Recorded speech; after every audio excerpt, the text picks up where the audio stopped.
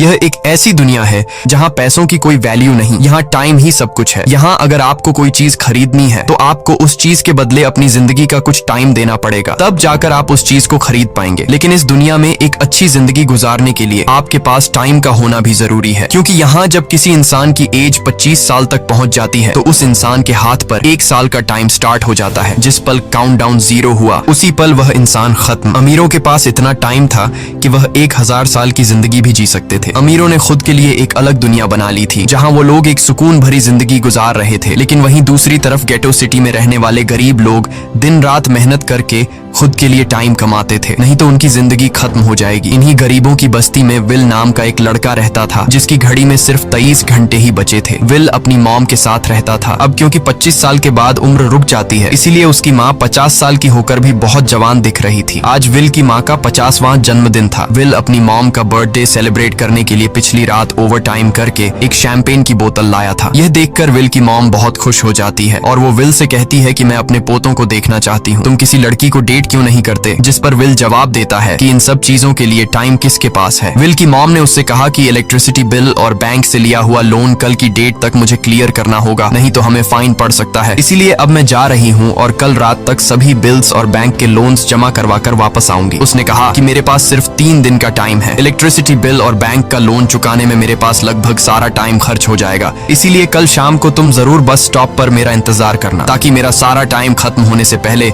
मैं तुमसे कुछ टाइम ले सकूं। इस पर विल ने कहा ठीक है, मैं टाइम पर पहुंच जाऊंगा। जाने से पहले विल की माँ विल के हाथ को छूकर उसकी बॉडी में 30 मिनट ट्रांसफर करती है ताकि विल अच्छा नाश्ता खरीद कर खा सके। इसके बाद दोनों अपने अपने काम पर निकल गए। रास्ते में विल के पास एक छोटी बच्ची आती है। वो विल को एक कैप्सूल देकर विल से उसका थोड़ा सा टाइम मांगती है। विल मुस्कुराते हुए उस छोटी बच्ची को कैप्सूल में अपनी जिंदगी का 5 मिनट का टाइम दे देता है और वह चली जाती है। यहाँ हमें पता चलता है कि यह लोग अपने टाइम को एक कैप्सूल में स्टोर भी कर सकते हैं, जिससे यह लोग कभी भी यूज और ट्रांसफर कर सकते हैं। इसके बाद विल काम के लिए फैक्ट्री पहुंच जाता है। काम शुरू करने से पहले वह कॉफी लेने जाता है, लेकिन वहां वह देखता है कि हर एक चीज का दाम डबल हो गया है। जहां पहले कॉफी 2 मिनट की मिलती थी, अब उसका प्राइस डबल होकर 4 मिनट हो चुका है। यहाँ पर कभी भी किसी चीज का भी दाम बढ़ा दिया जाता है बिना किसी अनाउंसमेंट के। ये बात विल को बहुत बुरी लगती है। मजबूरी में विल ने भी कॉफी के लिए अपनी जिंदगी के 4 मिनट पे किए और काम पर लग गया। दिन भर के काम के बाद रात के वक्त विल अपने दोस्त के साथ एक बार में जाता है। विल का दोस्त 1 नंबर का शराबी था। वह हर वक्त शराब के नशे में टली रहता। विल का दोस्त विल को इशारे में बताता है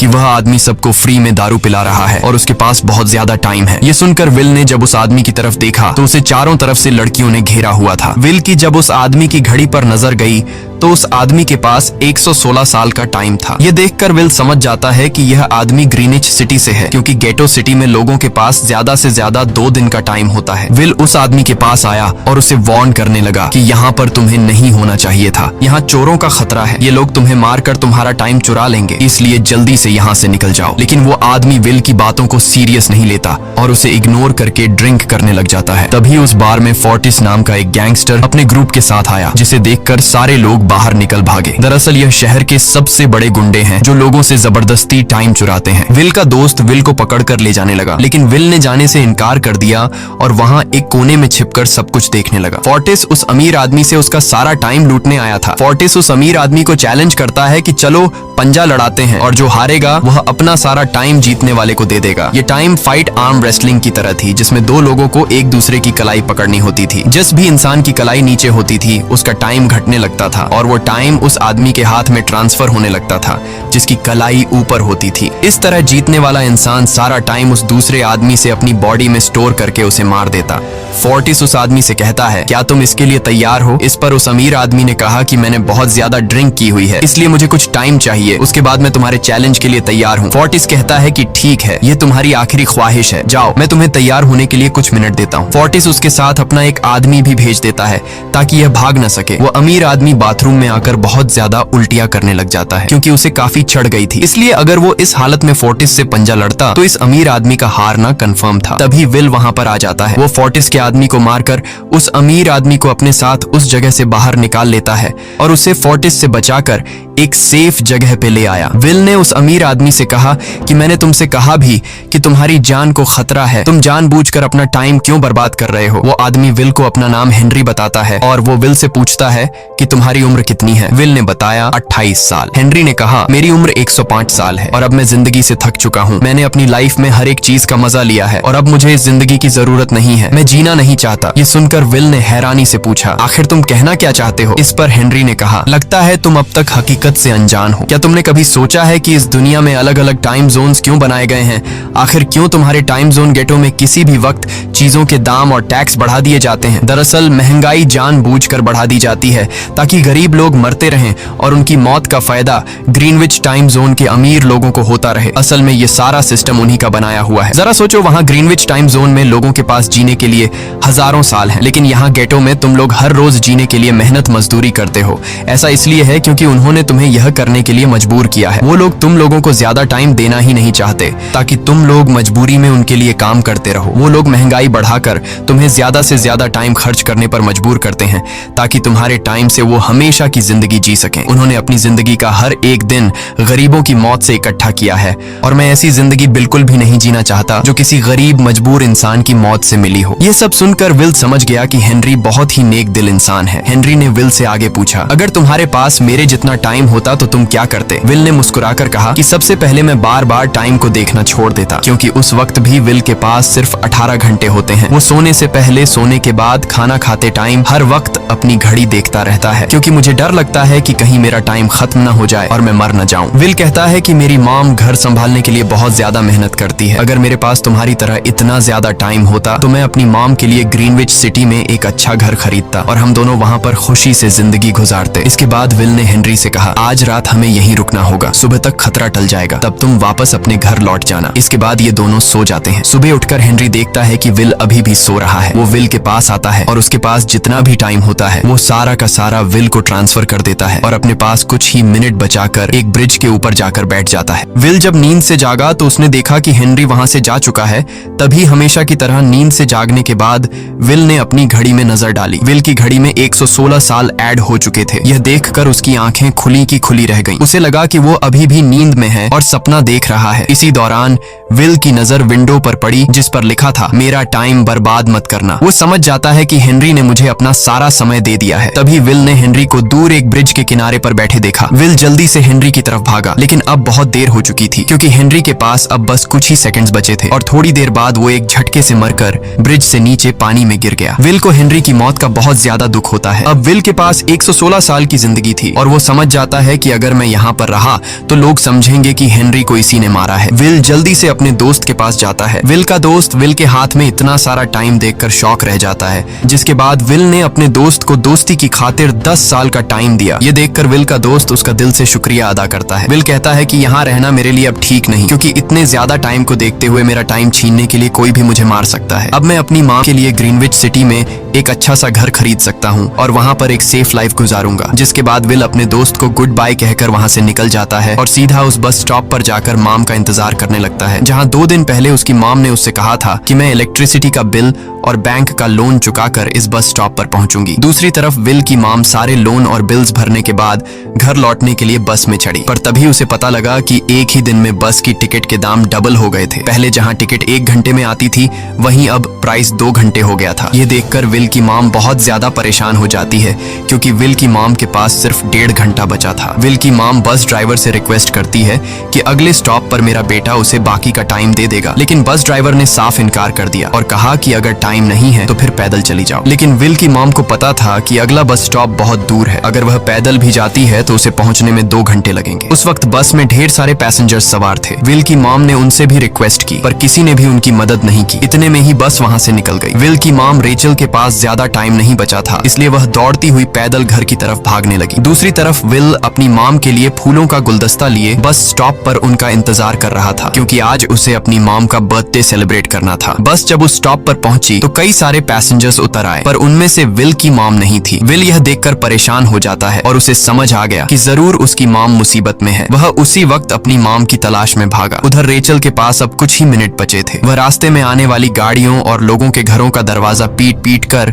उनसे थोड़ा समय उधार मांग रही थी, लेकिन कोई भी उसकी मदद करने को तैयार नहीं था। इधर विल जब कुछ दूर गया तो उसे उसकी मॉम दौड़ती हुई नजर आ गई। अपनी मॉम को भागते हुए देख विल समझ गया कि उनके पास ज्यादा टाइम नहीं है। वह अपना हाथ आगे करके तेजी से उनकी तरफ दौड़ने लगा। उधर रेचल के पास अब सिर्फ 10 सेकंड्स ही रह गए थे। वह भी पूरी तेजी से विल की ओर भाग रही थी, लेकिन जैसे ही रेचल अपने बेटे विल के पास पहुंची, उसका टाइम खत्म हो जाता है और वह मर जाती है। यह देखकर विल को बहुत दुख होता है, क्योंकि उसने अपनी मॉम के लिए क्या कुछ नहीं सोचा था। वह चीख चीख कर रोने लगा। अगली सुबह तक हेनरी की डेड बॉडी टाइम कीपर्स को मिल चुकी थी। ये टाइम कीपर्स वहां पर इन्वेस्टिगेशन करते हैं। आज की दुनिया में टाइम कीपर्स होते थे जो पुलिस की तरह थे। इन टाइम कीपर्स का काम भी क्राइम को रोकना होता है। टाइम कीपर्स के ऑफिसर रेमंड ने उस जगह में अच्छी तरह से जांच की, लेकिन उसे कोई भी क्लू नहीं मिला। तभी रेमंड की नजर उस ब्रिज के पास लगे सीसीटीवी कैमरा की तरफ गई। वह सीसीटीवी फुटेज चेक करने सीसीटीवी रूम के लिए निकल पड़ा। दूसरी तरफ विल समझ चुका था कि उसकी मॉम की मौत के लिए ग्रीनिच में रहने वाले अमीर लोग ही जिम्मेदार हैं,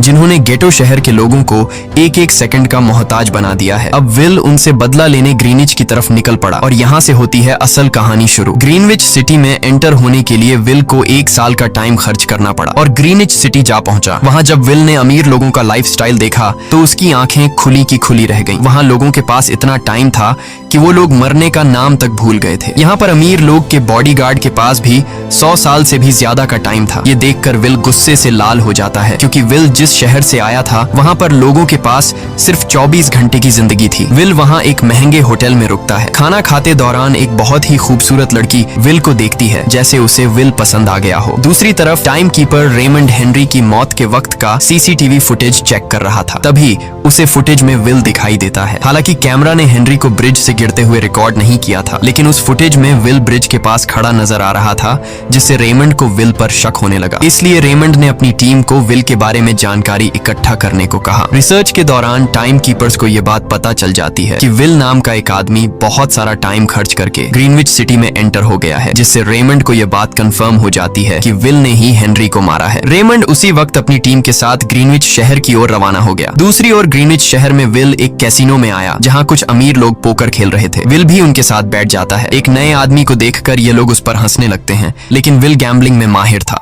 आज उसके लिए अमीरों से पैसे निकालने का सबसे अच्छा मौका था। विल ने फिलिप नाम के एक रईस आदमी के साथ पोकर की बाजी खेली। फिलिप यहाँ का सबसे रईस इंसान है। उसके पास खुद का एक टाइम बैंक है जो लोगों को लोन पर टाइम देता है। फिलिप के साथ उसकी डॉटर भी बैठी होती है। यह वही लड़की है जो कुछ देर पहले विल को गौर से देख रही थी। गेम जब शुरू हो जाती है तब विल अपनी लाइफ का सारा टाइम दांव पर लगा देता है और अपनी माइंड के बदौलत वो फिलिप से 1100 साल जीत जाता है। यह देखकर फिलिप की बेटी सिल्विया विल से काफी ज्यादा इम्प्रेस हो जाती है। उसने विल को कल रात अपने घर पार्टी पर इनवाइट किया। फिर अगली शाम विल एक नई नवेली कार खरीदकर फिलिप की पार्टी में जा पहुंचा। वहीं पार्टी के दौरान विल और सिल्विया डांस करने लगते हैं और सिल्विया मन ही मन विल को दिल दे बैठी। वो अपनी दिल की बात विल से करने ही वाली थी कि तभी टाइम कीपर रेमंड अपनी टीम के साथ वहां पहुंचता है और विल को पकड़ लेते हैं। विल को खूनी समझकर सिल्विया भी उससे नाराज हो गई। रेमंड ने सबसे पहले विल का सारा टाइम उससे छीनकर सिर्फ 2 घंटे दिए। उसके बाद वो विल को हेनरी के खून के इल्जाम में गिरफ्तार करने लगा। रेमंड विल से पूछता है कि तुमने हेनरी को क्यों मारा। विल उसे कहता है कि मैंने उसे मारा नहीं था, बल्कि वो खुद जीना नहीं चाहता था, इसलिए उसने मुझे 116 साल दी और बाद में उसने खुद की जान ली। लेकिन रेमंड विल की बात पर यकीन नहीं करता। विल समझ जाता है कि रेमंड मुझे हेनरी के झूठे केस में फंसाकर उम्र भर कैद के लिए मुझे जेल में डाल देगा। इसलिए वह मौका देखते ही रेमंड के आदमियों को मारकर खुद को आजाद कर लेता है और उनकी बंदूक लेकर सिल्विया को बंदी बना लिया। सिल्विया को ढाल बनाकर विल उसे साथ लेकर भाग निकला और रेमंड और उसके आदमियों को चकमा देता हुआ वापस गेटो शहर आ पहुंचा। इस दौरान विल के पास टाइम काफी कम बचा था। उसने सिल्विया से कुछ टाइम उधार मांगा, लेकिन सिल्विया ने उसे 1 सेकंड भी देने से इनकार कर दिया, क्योंकि वह भी उसे हेनरी का खूनी समझ रही थी। इसलिए वो और तेजी से गेटो शहर की तरफ कार दौड़ाता है ताकि वहां पहुंचकर किसी से टाइम उधार ले सके। जल्दबाजी में उसका ध्यान आगे सड़क पर बिछी कंटीली तारों पर नहीं पड़ता, जिससे टकराते ही विल की कार ब्रिज से नीचे गिर जाती है। इस एक्सीडेंट में विल और सिल्विया बेहोश हो गए। असल में रास्ते में वह कांटे फोर्टिस और उसकी गैंग ने बिछाए थे। फोर्टिस ने देखा कि सिल्विया के पास 10 साल का टाइम था। वो सिल्विया का सारा टाइम चुरा कर वहां से निकल जाते हैं। इतने में ही विल और सिल्विया को होश आया। सिल्विया ने जब अपने हाथ की तरफ देखा तो वो परेशान हुई, क्योंकि उसके पास सिर्फ 30 मिनट ही बचे थे और विल के पास भी कुछ मिनट ही बचे थे। पर फिर भी उसने सिल्विया को अपने कुछ मिनट दिए, जिससे इन दोनों का टाइम बराबर हो गया। इसके बाद विल सिल्विया को लेकर जल्दी से अपने दोस्त के घर जाता है, जिसे उसने 10 साल दिए थे। जब उसके दोस्त की वाइफ ने दरवाजा खोला और उसने विल को देखा तो उसने विल से नाराजगी जताते हुए कहा, तुम्हारे दिए हुए 10 साल ने मेरे हस्बैंड की जान ले ली। उसने सारा टाइम शराब में उड़ा दिया, जिससे उसकी मौत हुई। ये सुनकर विल मायूस हो गया, लेकिन अब इन दोनों के पास भी ज्यादा टाइम नहीं था। अगर यह दोनों जल्दी से कुछ नहीं करते तो इनकी भी मौत पक्की थी। तभी विल ने सिल्विया के कानों में ईयरिंग देखी, जो हीरे की थी। उसे बेचकर विल और सिल्विया को 2 दिन का टाइम मिल गया। इसके बाद विल सिल्विया को लेकर फोन बूथ पर आया। उसने सिल्विया के पिता फिलिप को कॉल किया और बताया कि उसकी बेटी अब तक सही सलामत है। उस वक्त रेमंड भी फिलिप के पास ही मौजूद था और विल को भी पता था कि रेमंड भी वहाँ मौजूद है। विल ने सिल्विया को छोड़ने के बदले 10,000 साल का टाइम मांगा और वो 10,000 साल टाइम बैंक के जरिए गरीब लोगों में बांटने को कहा और कल सुबह तक का टाइम दिया। हालांकि फिलिप के लिए यह रकम कुछ भी नहीं थी, पर फिलिप किसी भी कीमत पर गरीबों को टाइम नहीं देना चाहता था। इधर विल सिल्विया को अपने घर ले आया, जहाँ पर दोनों सुबह होने का इंतजार कर रहे थे। इसी दौरान सिल्विया ने विल से पूछा कि उसकी फैमिली कहाँ है। इस पर विल ने बताया कि पिछली रात ही टाइम न होने की वजह से मेरी माँ की डेथ हुई। ये सुनकर सिल्विया को बहुत बुरा लगता है और उसे एहसास होता है कि यहाँ गरीब लोग हर पल मौत के डर में जीते हैं। उन्हें एक दिन का टाइम कमाने में कितनी मेहनत करनी पड़ती है। अगली सुबह बैंक खुलते ही विल और सिल्विया खिड़की से बैंक पर नजर रखने लगे, लेकिन बैंक ने गरीबों में टाइम नहीं बांटा। सिल्विया यह देखकर बहुत मायूस हो गई कि टाइम के आगे उसके पिता के लिए अपनी बेटी की भी कोई कीमत नहीं थी। अब सिल्विया को समझ आ गया कि उसके पिता सिर्फ बिजनेसमैन नहीं है, बल्कि वो इस सिस्टम के हेड हैं। वो गरीब लोगों की मौत से अपनी जिंदगी के साल जमा करते हैं। सिल्विया को यूं मायूस देखकर विल ने उसे वापस घर भेजने का फैसला किया। वो उसे फोन बूथ पे ले आया और अपने पिता को कॉल करके अपने लिए मदद बुलाने को कहा। इस दौरान विल सिल्विया को वेपन भी दे देता है ताकि वो खुद की हिफाजत कर सके। इधर सिल्विया फोन पर अपने पिता से बात कर रही थी कि तभी टाइम कीपर रेमंड चुपके से वहां आ पहुंचा और विल पर गन तान दी। रेमंड विल पर गोली चलाने ही वाला था कि तभी सिल्विया ने रेमंड को देख लिया और घबराहट में रेमंड पर गोली चला दी। ये देख विल घबरा कर रेमंड के पास आया। हालांकि वो गोली रेमंड के हाथ को छूकर निकल गई थी। रेमंड के हाथ से बहुत खून निकल रहा था। विल ने रेमंड की घड़ी देखी। रेमंड के पास सिर्फ 2 घंटे बचे थे। दरअसल टाइम कीपर्स को भी सैलरी के तौर पर हर रोज 1 दिन का ही टाइम मिलता था। विल समझ गया कि जब तक रेमंड के पास उसके टीम वाले पहुंचेंगे तब तक रेमंड का ज्यादा खून बहने की वजह से उसकी मौत हो गई होगी। इसलिए विल रेमंड को 2 घंटे का टाइम देते हुए रेमंड की कार को लेकर वहां से निकल गया। रेमंड को गोली मारकर अब सिल्विया भी क्राइम लिस्ट में आ चुकी थी। हालांकि विल ने सिल्विया से कहा कि वो अभी इन सब से निकल सकती है, लेकिन ग्रीनिच में सिल्विया की जिंदगी पिंजरे में कैद पंछी की तरह थी। उसके पिता फिलिप ने उस पर बहुत सारी पाबंदियां लगा दी थीं, पर यहाँ आकर उसे आजादी का एहसास हो रहा था, क्योंकि यहाँ वो अपनी मर्जी की मालिक थी और सिल्विया समझ जाती है कि यहाँ पर लोगों के साथ गलत हो रहा है। अब वह भी गरीबों को उनका हक दिलाने में विल के साथ थी। विल और सिल्विया ने मिलकर अमीरों को लूटना शुरू कर दिया। सिल्विया, जो कि ग्रीनिच सिटी के चप्पे चप्पे से वाकिफ थी, इसलिए इन दोनों ने प्लान बनाया कि वो ग्रीनिच सिटी में बैंक से टाइम कैप्सूल चुराएंगे और उनको गरीबों में बांट देंगे। सिल्विया ने सबसे पहले अपने पिता फिलिप के कई सारे बैंक्स में डाका डाला, क्योंकि फिलिप ने गरीबों की मौत से वह सारा टाइम इकट्ठा किया था। इन दोनों ने तिजोरी से सभी टाइम कैप्सूल एक बैग में पैक करके वहां से निकल गए और उन्हें गरीबों में बांटने लगे। इतनी बड़ी चोरी करने के बाद अब सरकार भी इन दोनों से तंग आ चुका था। इसीलिए सरकार ने इन दोनों के सर पर 10 साल का टाइम इनाम रख दिया। ये खबर सुनते ही गैंगस्टर फोर्टिस अब इन दोनों को कुत्ते की तरह ढूंढने लगा। लेकिन विल और सिल्विया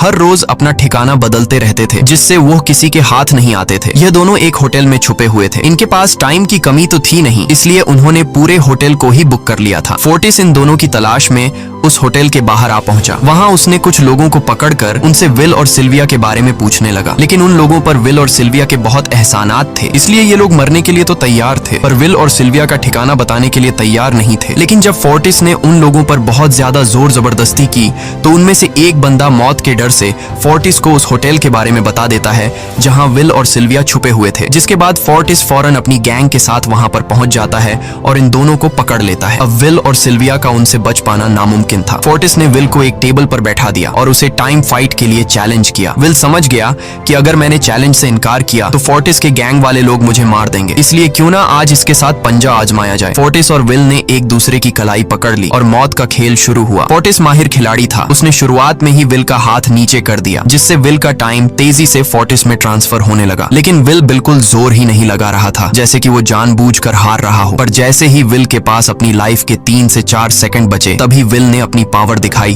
और एक झटके से फोर्टिस का हाथ नीचे कर दिया। फोर्टिस की आंखें खुली की खुली रह गईं। वो पूरा जोर लगाकर अपना हाथ ऊपर करने की कोशिश कर रहा था, लेकिन विल की ताकत के आगे वो ढीला पड़ चुका था। ये देख फोर्टिस के आदमियों का ध्यान फोर्टिस की घड़ी पर अटक गया। अब उनका बॉस मरने वाला था। इतने में ही मौका पाकर विल ने अपने जूते से गन निकाली और पलक झपकते ही फोर्टिस के सारे आदमियों को शूट कर दिया, क्योंकि अगर वो ऐसा नहीं करता तो वो लोग उसे मार देते। इसी के साथ फोर्टिस का टाइम 0 हो गया और वह भी मारा गया। विल और सिल्विया जल्दी से वहां से भाग निकले। इसी दौरान उन्होंने देखा कि अमीरों ने सारा खेल पलट दिया था। विल और सिल्विया ने गरीबों में जितना भी टाइम बांटा था उसकी वैल्यू अब कुछ भी नहीं रही थी, क्योंकि अमीरों ने महंगाई के दर को कई गुना बढ़ा दिया था। यह देख विल हारा हुआ महसूस करने लगा और उसे लगा कि मैं कभी भी इन गरीबों को उनका हक नहीं दिला सकूंगा। उसने सिल्विया से कहा कि अब सब खत्म हो चुका है। अगर वो लोगों में 1000 साल भी बांट दें तो अमीर लोग महंगाई को और ज्यादा बढ़ा देंगे, जिससे लोगों की हालत कभी नहीं सुधर पाएगी। सिल्विया ने कहा कि कोई तो रास्ता होगा। इस पर विल ने कहा कि हमें लाखों साल चुराकर इन लोगों को देने होंगे, तब जाकर हम लोग महंगाई को कंट्रोल कर सकते हैं। हालांकि यह इतना आसान नहीं था, पर सिल्विया ने इसके लिए एक प्लान सोच रखा था। अगली ही सुबह जब फिलिप अपने बॉडीगार्ड्स के साथ ऑफिस पहुंचा, तभी सिल्विया वहां आई और उसने अपने पिता से कहा कि वो सरेंडर करना चाहती है। तब सारे गार्ड्स ने सिल्विया पर गन तान दी, लेकिन तभी वहां पीछे से